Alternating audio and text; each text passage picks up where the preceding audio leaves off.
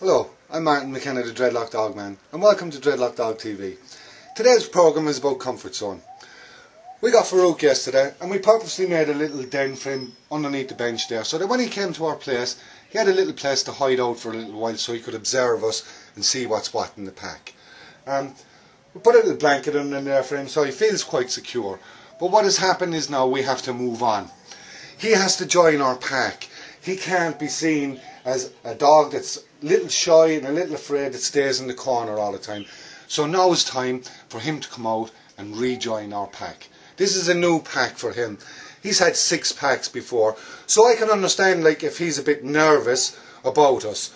But in this pack we all join together, and we can't accommodate one dog that wants to do something different.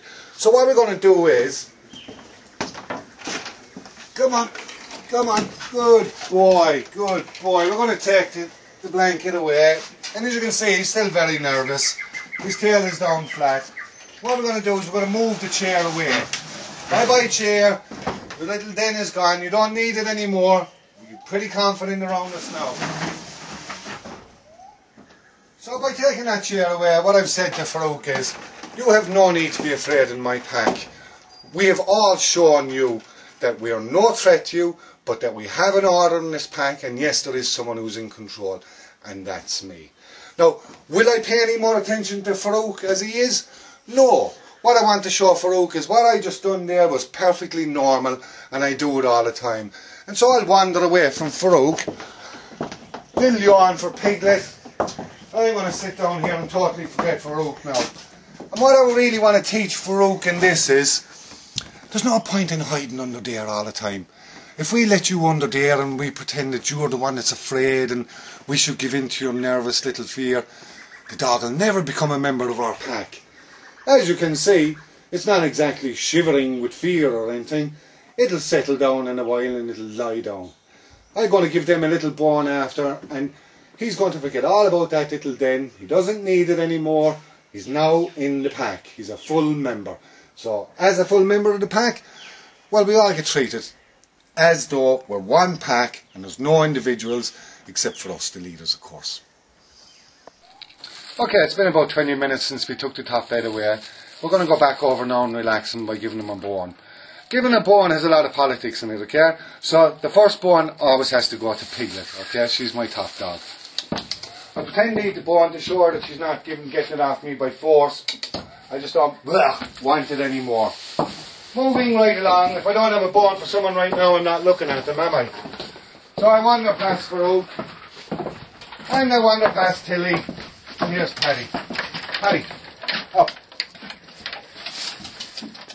There you go, Paddy, there's your bone. Next comes Tilly. Tilly's sitting in a nice position. She's nice and relaxed. She's not demanding anything from me. You have that, Tilly.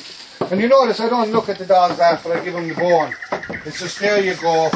And last but not least we have Farouk. And the reason I'm feeding him last is because he's the last member in the door. And if I was to feed him before Piglet, she'd get very aggrieved. I don't want that happening, so I play by the rules, okay?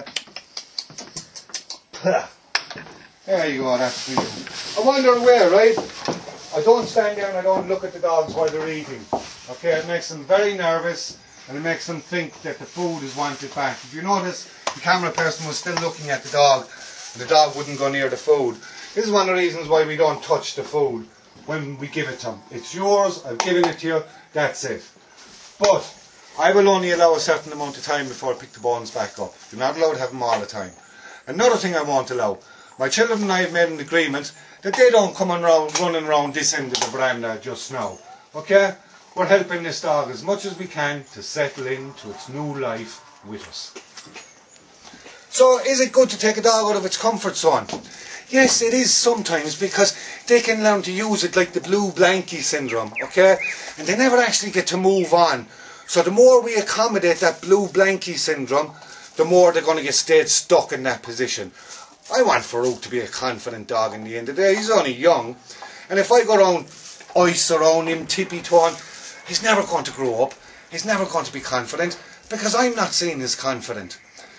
And so, I hope again now, you've learned there that comfort zones, yes, they can be moved. yes, sometimes they can work against us.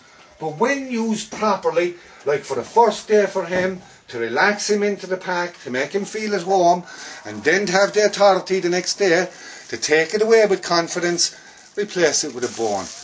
This is the best thing that we can do for Farouk. And as far as Farouk is concerned now, everything is good. He's joined a new pack, he's been out for a walk, he's met the other members of the pack, he's been shown that we understand and use these body signals and body language. There's no more we can do for him now. He's now a member of the McKenna pack. Alright, it's evening time now. We're about to have to go inside and interact with each other.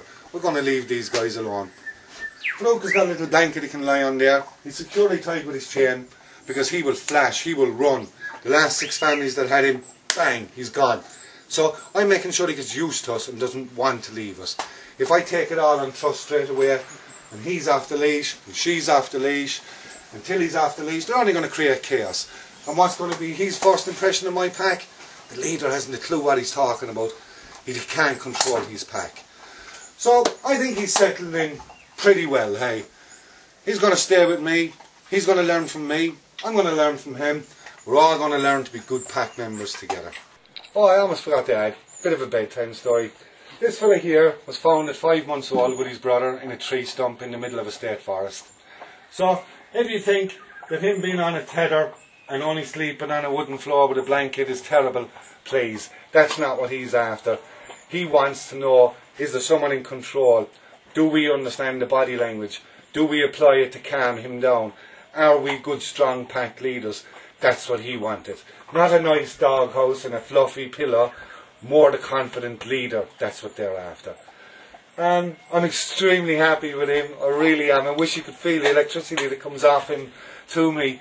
It kind of reminds me, like when I was a kid living on the streets of Limerick with stray dogs, you know, I get that feeling. I'm an 11-year-old boy again, and so, yeah, he's pretty special to me, but I won't show him in any other way than the good leadership way. I'll keep that in my heart for myself.